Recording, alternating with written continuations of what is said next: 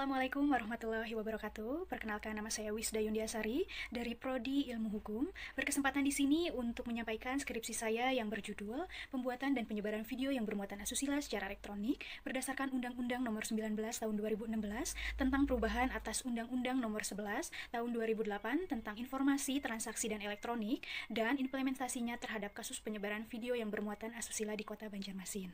Pertama, latar belakang, yakni perubahan zaman mengantarkan kehidupan masyarakat dalam aspek kehidupan yang lebih maju dalam berbagai bidang seperti bidang sosial, budaya, ekonomi, maupun teknologi. Teknologi informasi dan komunikasi telah melahirkan berbagai dampak, baik dampak positif maupun negatif, karena di satu sisi memberikan distribusi bagi peningkatan kesejahteraan, kemajuan, dan peradaban manusia. Namun, di sisi lain menjadi sarana efektif perbuatan melanggar hukum. Seperti kasus video yang bermuatan asusila yang terjadi di Kota Banjarmasin, yang mana video tersebut tersebar di media elektronik di dalam aplikasi WhatsApp, sehingga pemeran pria dalam video yang bermuatan asusila tersebut melapor kepada polisi.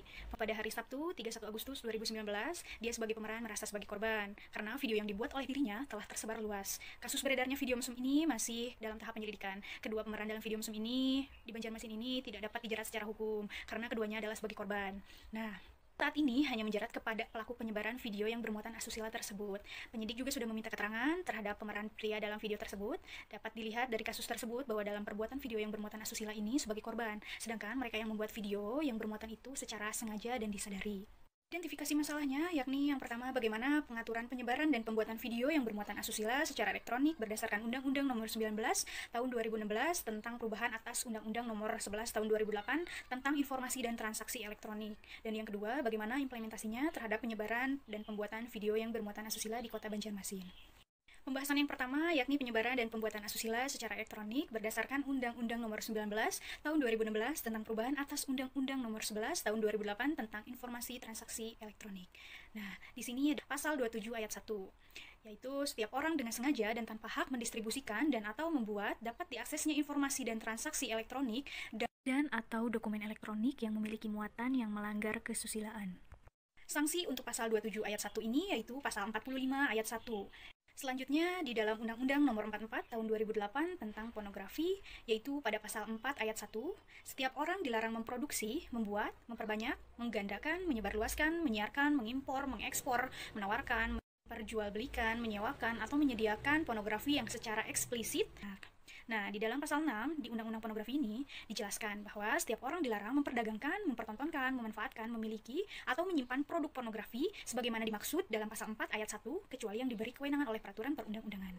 Pembahasan yang kedua yaitu implementasi terhadap penyebaran dan pembuatan video yang bermuatan asusila di Kota Banjarmasin.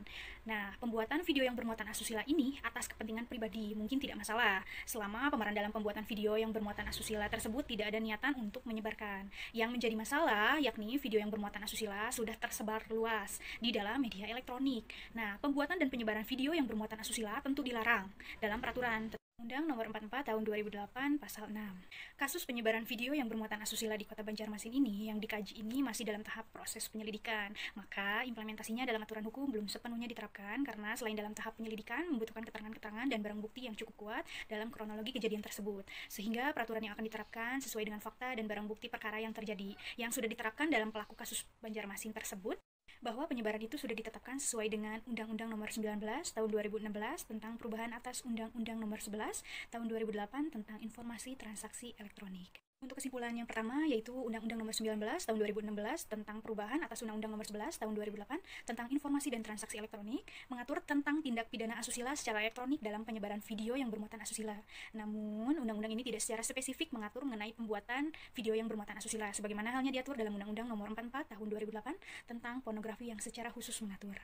Kemudian kesimpulan yang kedua yaitu penegakan hukum terhadap tindak pidana asusila secara elektronik di Kota Banjarmasin menetapkan bahwa hanya pelaku-pelaku penyebarannya saja yang dikenakan sanksi, tidak menjerat kepada pembuat sebagaimana diatur di dalam Undang-Undang Nomor 44 Tahun 2008 tentang pornografi. Dengan demikian, terhadap kasus ini hanya memberlakukan ketentuan-ketentuan berdasarkan Undang-Undang Nomor 19 Tahun 2016 tentang perubahan atas Undang-Undang Nomor 11 Tahun 2008 tentang Informasi dan Transaksi Elektronik. Yang pertama diharapkan dalam peraturan undang-undang yang mengatur tentang informasi transaksi elektronik ini, pemerintah dan badan legislatif mengatur juga mengenai pembuatan secara rinci dalam pembuatan asusila yang sengaja dilakukan dalam pembuatan video yang bermuatan asusila, meskipun hanya kepentingan pribadi tetapi menjadi tersebar luas di media elektronik.